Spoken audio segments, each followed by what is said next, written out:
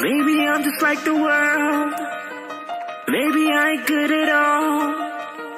Maybe 'cause the streets done stole my soul. I'm moving like a criminal. Maybe I ain't good for you. Maybe I ain't good at all. I'm hiking up this road, but it's so cold. I'm moving like a criminal. I can't get away.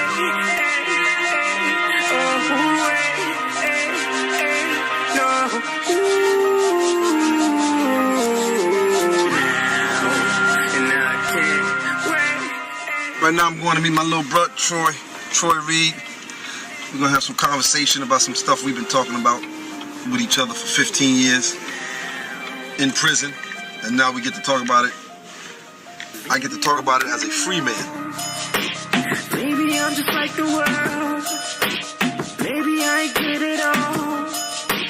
Maybe 'cause the streets done stole my soul. I'm moving like a criminal. What's happening? What's going on?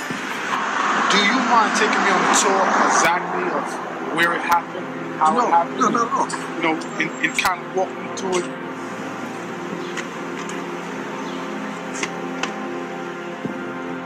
Right here where I was meeting Rich that night. And I pulled up right here. He got into the van. Right here. And once he got into the van, I knew I had to lock. I locked the doors. And as I was pulling off, I was asking him, because it didn't take long after I pulled off, I was asking him like, yo, Rich, where did you get that coke from, man? That shit was good, because I wanted to make him comfortable. That shit was good as a motherfucker. He's like, I got it from my connect. I said, oh yeah. So from there, I knew he was lying. I turned to my little man. I gave him the nod. Once I gave him the nod, my little man spent, because he was short so he could stand up in the van. Next thing you heard was the 2 gunshots. Bang, bang. Richard slumped over. And it happened. It happened right here. It happened right here. At this light. At this light, it happened. I'm saying, in my mind, I'm saying to my little man, yo, he's dead. He's done it. He just got hit with a 357. Twice. The only sound I heard was, him releasing his breath. His last breath. So I'm assuming that he's dead. And I need to find a place to put his, leave his body without anyone seeing me and seeing the van or just, so the only place I can think of and just driving it, and it's just so funny. I'm saying City Island, but I'm not even sure if I wanted City Island, but I just knew I wanted to get off the streets and get onto a highway. How did you feel? Was you mad? Was you angry? Like, what was going on in your head? I was very mad. I just killed a nigga that I loved, a nigga that I was getting money with, a nigga that I called my brother.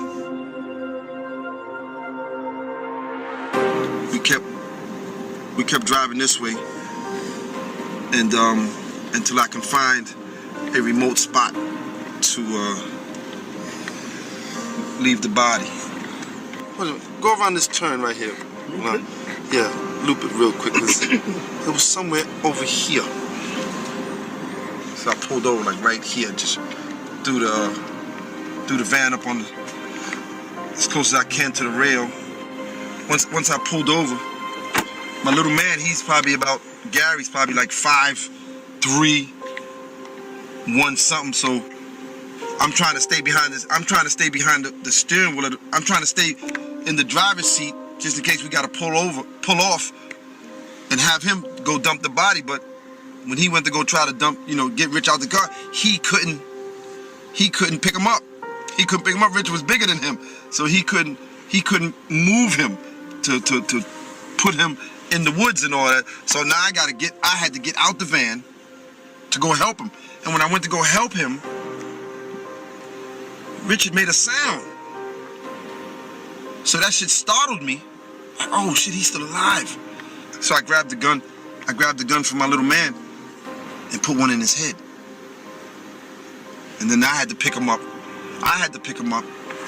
And dump him in the woods and leave his body. I was able to, get him where he needed to be. And then we jumped back in the van and I made sure I didn't skid off or anything like that to leave any kind of tracks. And we left. And we left, and the rest was the newspapers. The rest was history. You know, it all didn't stop when Richard was when that happened to Richard. I don't understand that statement, but that's the way he felt. And again, that's just, I guess he feels better if he glorifies him. So, but let's keep it real now. How'd they even get the idea that you killed Rich? Huh? How did they find out that you killed Rich? I told them. You told them? I told him. You told AZ? Yeah, I told AZ I killed Rich. Why'd you tell him? I was on the phone talking to him, and I said, I know you want to know. Just like I said when I talk to certain people. No, I'm saying, how did the police know? Huh? How did the police know? The police? Right. I told them. You told them too? Yeah. I had to confess to all these murders and all that. Oh, okay, just in case it came up later. Right. When you're in that situation as far as dealing with the government or cooperating with, you don't just tell another people. You got to tell your involvement too. Okay. You don't just tell what other people did. You got to tell what you did too. It's like a double-edged sword. Okay, I got you. People have a serious misconception as far as, you know, snitching or cooperating and all that. When you sit down with them people, it depends who you are and what your dealing is and all that. But since I was at the top of the totem pole, right, they want you to tell everything. I got to tell everything that was my involvement. Everything I had something to do with. So I was the person who executed Rich. So I had to tell that. I couldn't just say, oh well, Gary killed him. No, I had something to do with that also. Okay. I was there. I pulled the trigger also. You pulled the trigger also? Yeah, I pulled the trigger also. I mean, because when we first hit him, like I said, I want to leave that. But when he first was hit, he didn't die right away. Okay. Yeah. He didn't die? No, he didn't die right away when he first was sitting in that chair. No. So you had to hit him? Yeah. Why you didn't hit him in the head? That's where he got hit. Oh, okay. That's when he grabbed the door handle or whatever you said. He was on the door handle. Yeah. Okay. You didn't get scared. That's once again. I said you didn't even. You had the tinted windows and the bullets never shattered none of the windows. No. I was in a big van. Okay. That's incredible. I tell you, I wasn't scared and all that. And all that I wasn't. And all that I wasn't scared. No, and all those things. And I'm gonna be true. No, I never came.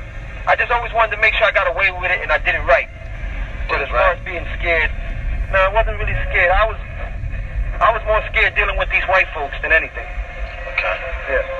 That's what I was scared about. Standing in front of that judge and all that. That's when I was scared. But running them streets and doing all those things and all that, no, I wasn't. I mean, I always wanted to get away with it. I never wanted to get caught. But scared, like, no, I don't want to do that. No, I never. Like I said, I was more scared dealing with these, I wasn't scared dealing with the brother man, but I was definitely scared dealing with the other man. Okay. And, did they give you a lot of trafficking laws? Yeah, I got interstate trafficking, I got RICO, I got all that. Yeah? Yeah, that's why I started off from like life and had to work my way down. When they say interstate trafficking, how do they put that? From New York to D.C.? New York to Virginia. So they interstate New York from Virginia, from New York, Philly, New Jersey, all that. Anything from New York. You put like this, from New York to Atlanta. They say every single state that you pass? I had somebody doing some type of dealings in every state. Yeah. Oh yeah, you did? Yeah, I had somebody in Philadelphia. I had somebody in Jersey. Oh, you didn't speak on that? Huh? They didn't go to prison though, did they? No, that's why I tell you there's a lot of. That's what I'm saying. There's still a lot of people on the street that know in the back, that know in their mind that man, dude ain't telling me. Right. There's a lot of people that's come when I tell you. Listen, if it's true, if there's a statement made about me and it's true, then I got no problem with it. Because it's the truth. I can't. Just like when I used to be on the street and girls would be like, oh, boy, you eat pussy. Yes, I do. Right. Yes, I do. Yes, I do. So it was true. What can I do?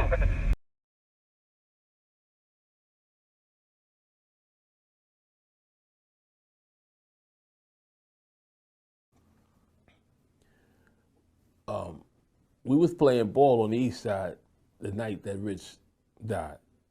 Me and my friends, late at night, we playing ball for a few dollars and shit.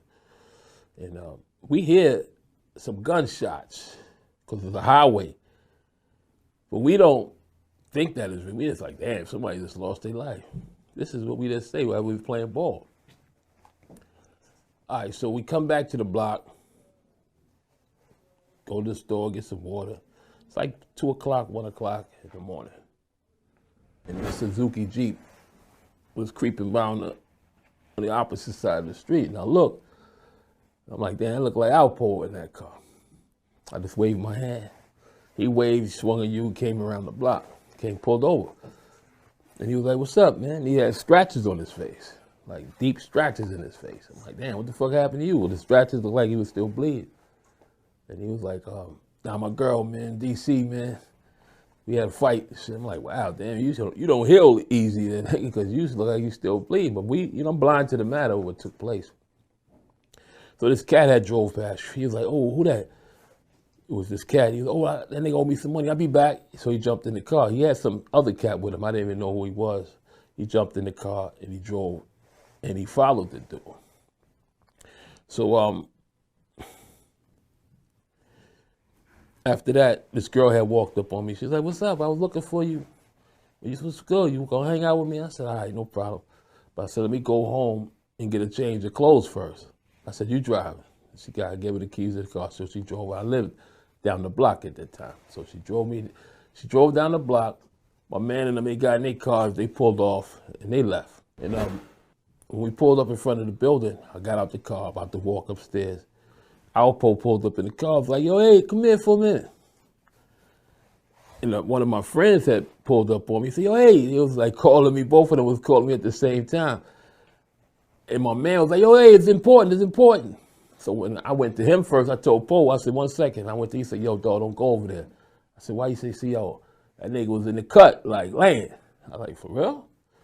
He was like, yeah. I said, all right. So I said, all right, give me a minute, Poe. I went upstairs. You understand? And I came back down. I didn't know what was going on. But when I came back down, he wasn't there.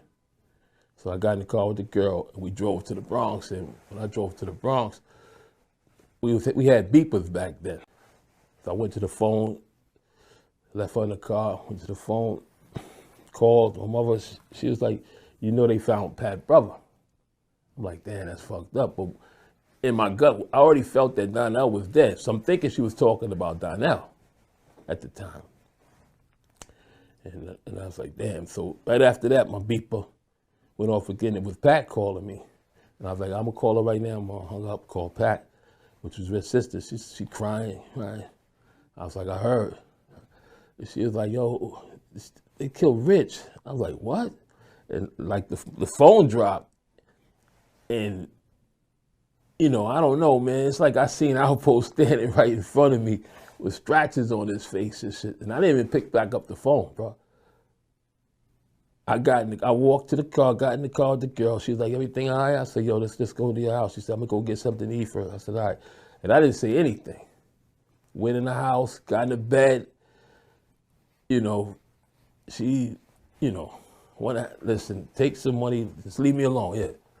Let me stay in this room. Because my mind was, I'm crazy, like, what the fuck is going on? I woke up, I went to sleep. I maybe woke up like about 3 o'clock the next day. Drove to the block crowded, everybody crying and shit. I'm like, wow, man, this shit really. As soon as I pull up, Alpo pull up. Like, he crying, what happened? And I looked at him, he looked at me, and he just went back to his car, got in his car and left. And that's when I knew, like, wow, man. You know, like, that's when I knew. Before people knew, that's when I knew, like, man, he did that to Rich, man. But when I was talking to Pat, because the feds is involved, you know, they found Rich. I had told Pat, keeping it 100, I said, yo, Pat, if you tell them to look under Rich's fingernails and shit and see if he was fighting for his life, you might find who did this to Rich. You understand? So I don't know what went on after that. because people was getting murdered in the streets left and right. And I was living in Long Island then, and people was getting murdered so much. I said, I'm just going to stay in for a minute, man, and let this shit just bubble over, because it was crazy, man. People was getting murdered in cold blood in the streets. Seemed like how everybody that was in the game was just falling like flies. That was amongst us, you know, like getting murdered. And I couldn't understand it, so I just stayed in for a minute. And when I did come out, I had a car that I had parked. I had a house in Long Island, and I had the apartment on Links Terrace, and in the back of Links Terrace, I had a parking lot, and I had one of my cars there, and it was dirty, because, you know, but in dust,